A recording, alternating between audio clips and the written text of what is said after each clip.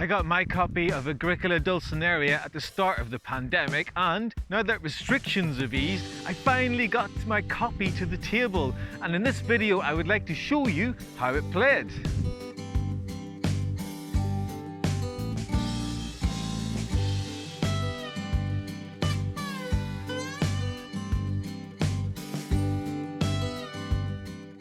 In our game of Dulcinaria, the blue player was focused on playing the archway, which is going to give you 4 points for just 2 clay, but the catch is that you can't play any occupation cards until you get this archway out. So you really want to get it out as quickly as possible so that you can play some occupations. But the problem is, in the start of a 3-player game, there isn't any clay. So the blue player is going to start off getting wood in the first round, and then using the meeting place and playing that reap hook, which you want to play early as well because it's going to give you 3 grain sooner rather than later that way. And now the blue player is going first in round 2, which means they're going to grab some reed because that's too good an opportunity to pass up for room building later on. And then second action, grab the 2 clay, which is required to build the archway next round. All right, round 3, first action, meeting place again in order to get that archway down. Finally, it's going to cost 2 clay. And the way this archway works is it's another action space that any player can use to get 1 food, and then they get to use that person to take another action, but only after all the other players have taken all their turns. So if you can wait to take your action, then you want to go to the archway first and get a food and then go and take your action. And that is what the blue player does with their second action, grabbing a food and then finally going to lessons. And now we can finally play an occupation. The blue player goes for the sculpture, which gives you food whenever you go to clay, or a grain when you go to stone. And then in the final round before harvest, that's what blue player does, because actually really desperate for that food in order to make enough food for the harvest. And then final action can use the clay to get the fireplace out, which is going to be great for food from round 5 onwards, because the sheep have been building up nicely. And the action space for round 5 is going to be basic wish for children. Now, unfortunately for blue, the purple player is going to be the first to build a room and go there. So blue's going to grab some wood so that they can build a room next time. And then second action, blue's going to grab the sheep because they're going to be busy growing the family next round. Next round, blue player is going to do the standard of building a room, which costs 2 reed and 5 wood, and that's going to make room so that they can grow their family, and now they have 3 actions per turn, just like the purple player. But how did purple get first to family growth? What was the secret of their success? Well, let me show you. Purple started the game going third, but they used their first action round 1 to go to the lesson space, which costs extra food, but usually is worth it. Though paying that 1 extra food is quite a hard price to pay. But they play the water worker, which means now whenever they go to any space around fishing or fishing itself, they get an additional reed, and they use it straight away. Day labourer, 2 food and a reed. So that's a really good second action first round. Round 2, purple is going to use the first action to play a lesson for 1 food this time, and out comes the trap builder, which also affects the day labourer space. So this means now whenever the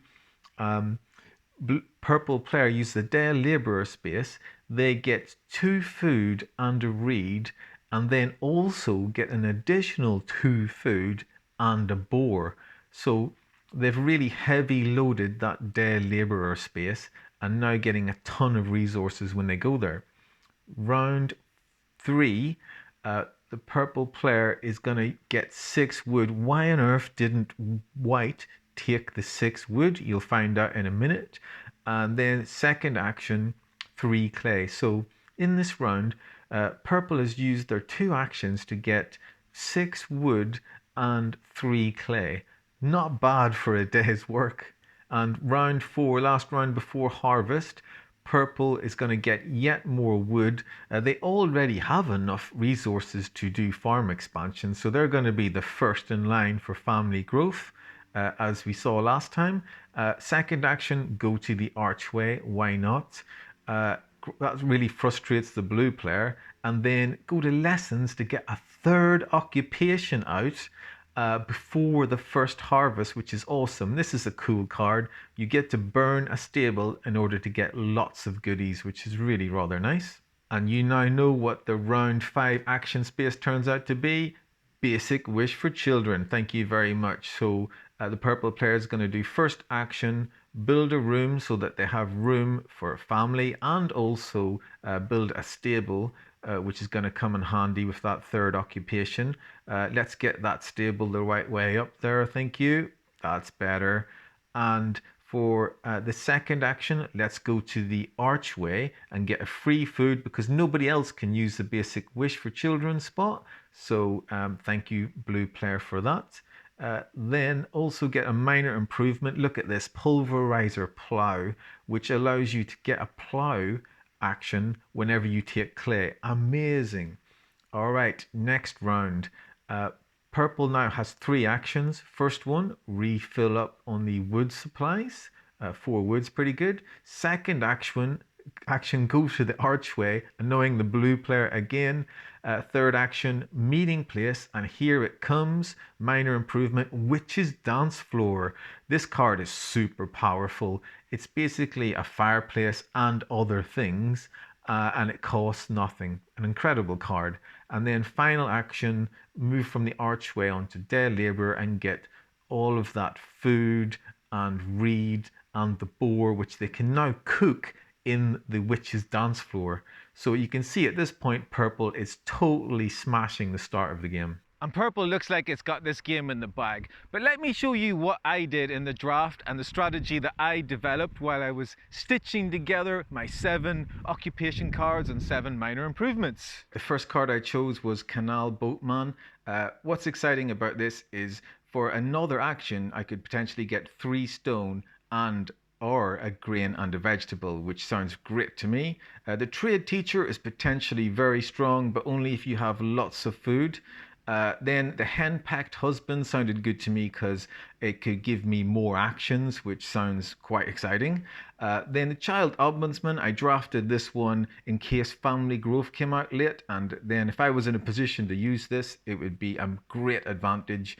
The millwright is the card that I ended up building my strategy around because I was thinking that if I could get lots of grain, then the millwright allows you to use grain in place of reed and stone for building rooms and renovating. I thought this card was very exciting, and this is the card that I had in mind for strategy at the start of the game.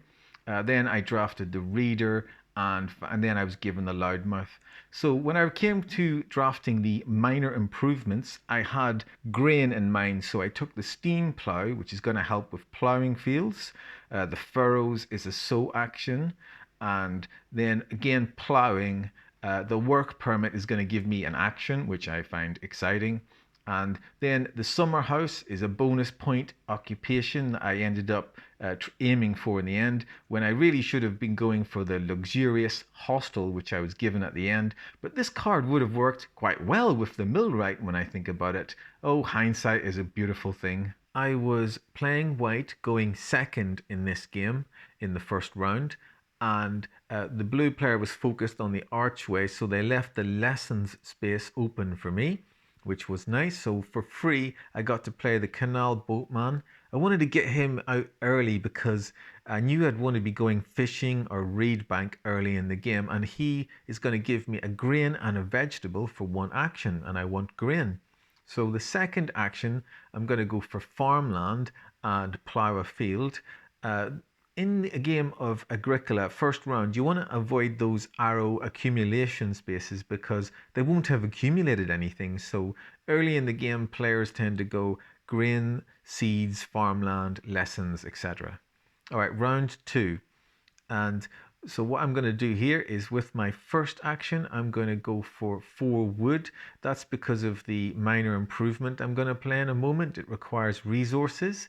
So second action, meeting place, play the work permit. The reason why I want to play this early is because you have to have very few resources when you play it. Because I only have 4 wood, that means I'm going to get an extra action 4 rounds from now. So counting on 4 rounds, and then I'm going to get an extra turn on that round, which is nice. Round 3.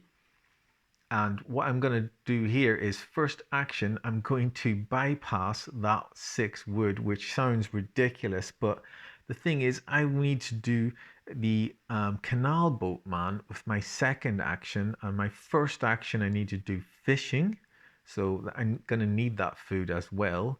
And that allows me then to use my second person to play on the canal boatman, which is going to give me the grain and vegetable. And I need the grain because I'm aiming to sow into that field by round 4. So in round 4, the way I'm going to do the sow is I'm going to use this minor improvement that I picked up, the furrows. So with my first action, I'm going to do meeting place and then play the furrows so that I can sow grain into that grain field. And that was what I was aiming to do by harvest.